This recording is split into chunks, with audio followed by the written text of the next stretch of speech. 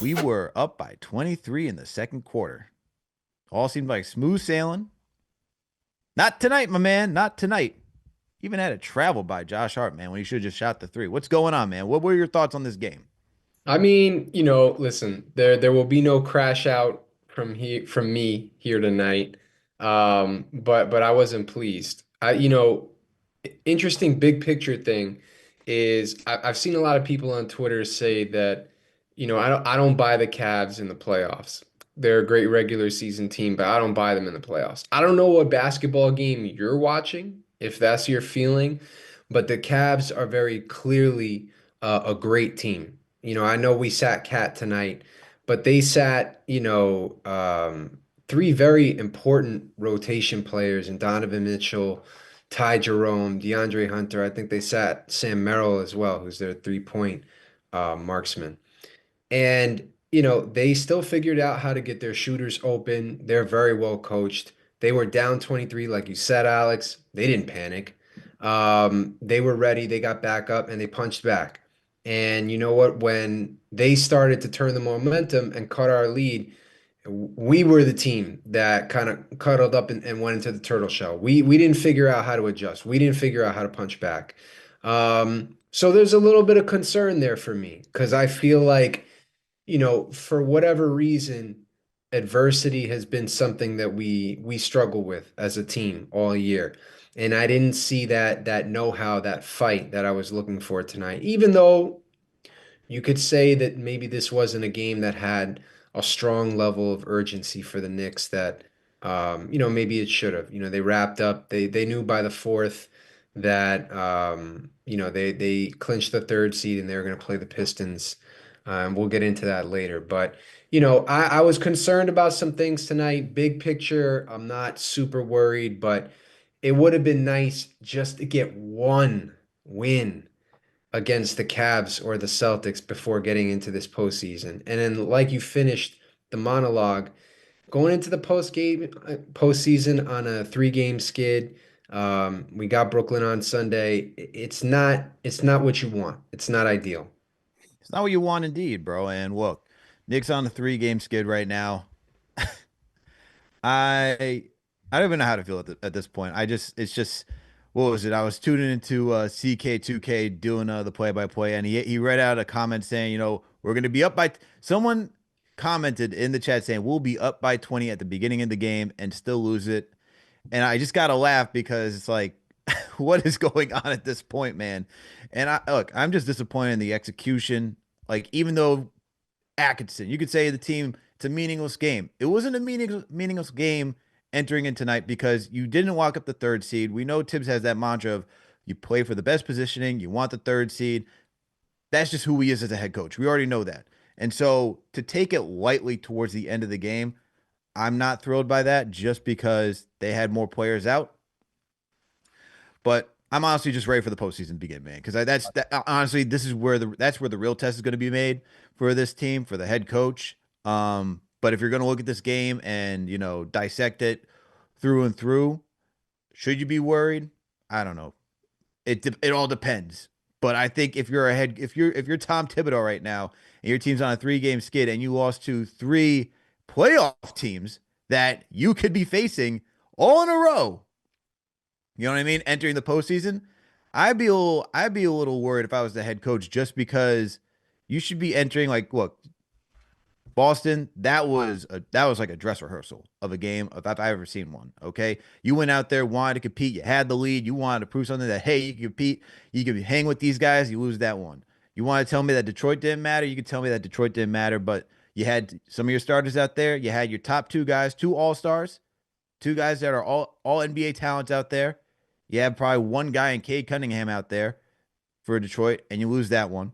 And then you lose tonight after being up 23, where they don't have Donovan Mitchell, they don't have Hunter, they don't have all those guys, and yet you can't close it out. And if I'm the head coach right now, I'm wondering how come we can't execute down the stretch of games. And I think that's going to be a big thing that will come up in the postseason. Like, you just want to see the execution, you want to see a little bit of game strategy in tonight. And even if you want to argue saying if it doesn't matter, if it doesn't, all these things don't matter because we're waiting for the postseason, then why not give guys like Shamit, other guys, even more run in a game that doesn't matter? Where if you get the nod saying, hey, we locked up the third seed, Pacers lost, if that's the case, why are you running your guys back out to compete with Darius Garland and all these other guys? So am I hitting the panic button? Shout out to my guy Brandon London. I was on the New York Post earlier today. He's like, is my hand hovering over the panic button? No, I'd still believe this team can defeat the Detroit Pistons, even though some believe I'm just worried. No, I just want this team to execute, man. And that's the one thing. It's like that has just been the consistent pattern that since watching this team is that we don't execute, we don't focus to the attention to detail as we should. And for a team that has championship aspirations, even if you're not trying to compete on a night like tonight, right? You got to at least demonstrate that. And so when I look at the head coach, that's supposed to be his thing, instilling in these guys at all levels. So that's my take from this game, man. That's how I feel. One other thing I want to throw in there is you hit the nail on the head too with the attention to detail. I was so surprised when I looked back at the box score and only saw 8 turnovers because it felt like we had 15, 17 tonight. And the situational awareness, just boneheaded cross court passes when we've just secured the rebound. We're ready to go in transition. McCall did this. Josh Hart did this a couple of times. Obviously, the travel that he had when he should have just shot, like you mentioned before. These are just ridiculously dumb plays that don't seem, too big in the moment, but you look back and this is why you lose games. We also lost the rebounding battle tonight by 10. That's not a Tom Thibodeau team. We always win the rebound battle. Of course, when you lose Hartenstein, that's going to be difficult. I thought Mitch did an amazing job. We'll talk more about that later. We obviously didn't have Cat. He's always good for at least 13 plus. But, there's some weird things going on with this team. The vibes are not great. This is a playoff tested team. There's a good foundation here. Like you said, I'm not pushing the panic button, but there's some things to be concerned about that need to be addressed. Key stats of the night brought to you by DraftKings. Let's look at these numbers, man. As we know, the New York Knicks lost 108 to 102. And they also lost the rebound battle, as you mentioned, Jeff, 58 to 48. Man, by 10, man. By absolute 10. No Karl Anthony Towns tonight, man. But you think with Mitch and Josh Hart out there, you think you'd have enough. And even OG's been doing a decent job grabbing some boards. Knicks also lost the assist battle, not by much, 23 to 22. They won the steal battle 11 to 7, tied in the blocking category, two apiece. They won the turnover battle, man. Cavs had 15, Knicks had 8, but this is where it got a little different. Cavs just shot essentially almost 50% from the field, while the Knicks only shot 41%. Now, when you look at three-point shooting, Knicks did shoot better percentage-wise, 39 to 36%, and then free throws they were tied. But here's the other area that the Cavs won that I thought was a difference maker. Points in the paint. The Knicks love to, dominate the paint, but the Cavs were able to outbody them 52 to 34. That's a big discrepancy. When it came to second chance opportunities, the Knicks won there 16 to 7. Fast break points. Both teams were tied with 19 apiece.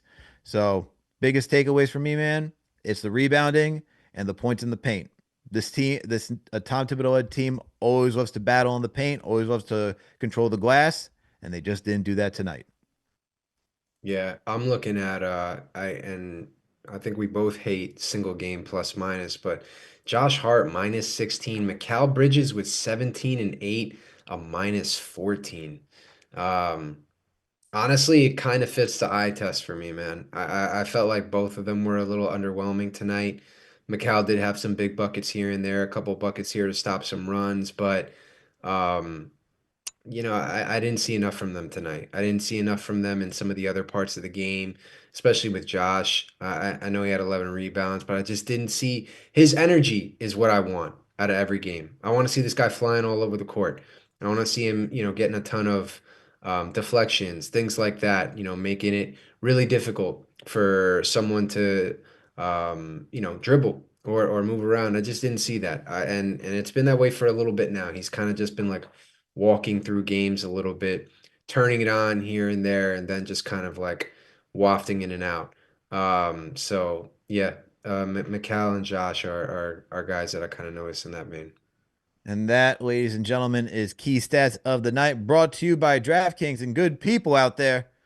Who's scoring big in the NBA season? You are, with all the new ways to get in on the action at DraftKings Sportsbook, an official sports betting partner of the NBA. From monster slams to dishing the rock to cleaning the glass, get behind your favorite players and the prop bets you can make on DraftKings, the home of NBA player props. All right, here's something special for first timers.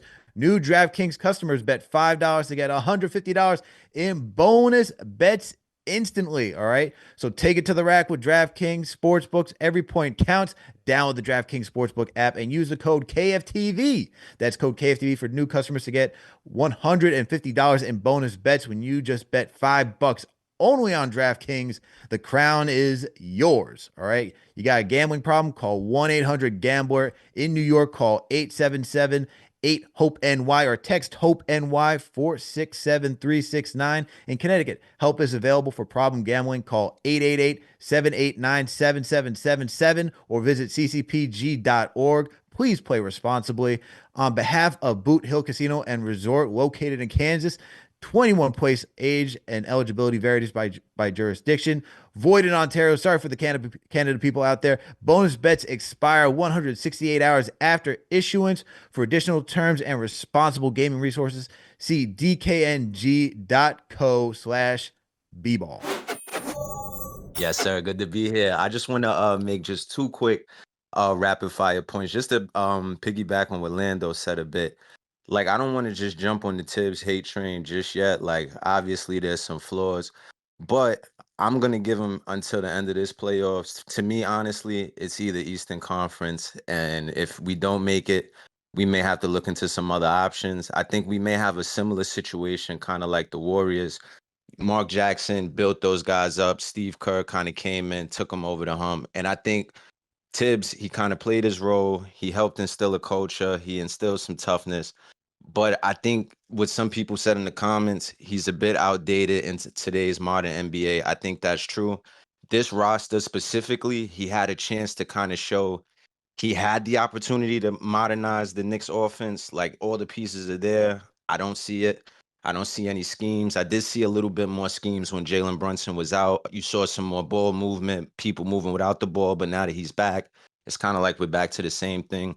So if we don't make it, out of the second round, and second round's a tough task, but I don't know. I'm just not sold on Tibbs right now, getting us to the promised land. So I'm still gonna rock with him for the playoffs, and depending on how this looks, will determine. But as of right now, I'm unimpressed. And the second thing that I just wanted to touch on, with people saying the team is soft.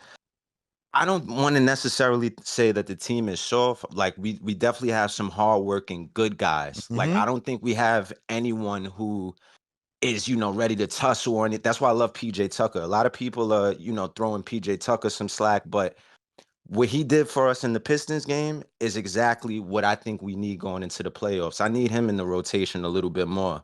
Someone pushes Jalen Brunson down to the floor, you need someone to get on him. Anyone is, trying to bully any of our players. We don't have that. Like, we have good guys who are, they're tough, but they don't really want to scuffle. I think we need a few more scufflers out there. Julius Randle, when we had him, he wasn't necessarily an enforcer, but he was a presence on the court where people were like, all right, we're not going to really mess with Randle or try to bully him. And I think that's something that we were lacking. PJ Tucker, he's in, but he's not getting enough minutes. But when Jalen Brunson got thrown into the floor by Schroeder, I would like to see Jalen get up and yank somebody by the jersey, get tossed out the game. Like, I need to see a little bit of more of that from our Knicks. And I get it. Like I said, they got like a good guy, hard worker mentality, but we got to get a little more scrappy out there as a team. We got to show guys we're tough. We're not backing down. If we want to brawl or break out, we're ready to brawl. And as of right now, I'm just not seeing that. And going into this Pistons series, oh man, like that could really be a dog fight. And we got to show up and be tough. We can't just get thrown around and then, throw PJ Tucker into the mix and hopefully he can get someone's jersey dirty. We need the whole team moving that way. And if we don't, I think it could be a six game series. And going into the second round, honestly, we need a gentleman's sweep. We need to be well rested. whether, you know, it's good. Well, it looks like it's going to be the Celtics. We definitely need to be well rested going into the Celtics. So we got to get the Pistons out of here fast. And if we go 6 games with the Pistons, just hang it up, boys. Let's get ready for next year. But thanks for taking the call. Love the show, everyone. Go like, subscribe. Let's rock out. Hopefully, you know, we're getting out the second round this year. Thanks a lot, boys. Shout out to Skims, new sponsor, proud sponsor of the NBA. All right, and look, I know CP's not here, so it's gonna be toned back. All right, Maybe PG. I'm keeping it PG, man. No testimonials, but I will tell you this: Skims, great product. Love what Kim K and the development team have created. All right, initially started off as women's undergarments, but now you got men included. All right, and so men, you can go out there, go get something that's nice, lightweight, breathable, fitting, gives you the support that you need. And look, man, I love Skims. Happy with the product that I got. No testimonials, as I said, from all you who have it and who have tried it. But as you see, they're a proud sponsor of the NBA now. They're great, man. And look, it was like getting Skims. It's like out of all the underwear that I've had, top tier, man. Absolutely top tier stuff. And that's why we recommend it to you. And so whenever you go out, when you're going to go purchase Skims, all right, when you're going to go purchase Skims and you go shop Skims men's, you go to skims.com, all right, and you can go, when you go to Skims and you're going to check out, all you got to do is just select how you heard about them. And when you do, put in podcast and put KFTV in to let them know that we sent you over there. All right. And look, you don't just got to buy for yourself. You could buy for your ladies. You could be, look, if you're a lady, if you're a lady Knicks fan, you're tuning in, go buy some for your men. If you like it, it's what they're here, man. All right. And you got the flagship store on Fifth Ave in New York. So they're already local, man. So you don't even got to order online. You can just go walk right in, see what you like. All right. All right. So make sure to go support our proud new sponsor of the NBA, Skims, and of Knicks Fan TV. We're still waiting for that KFTV and Skims collab. Don't worry, man.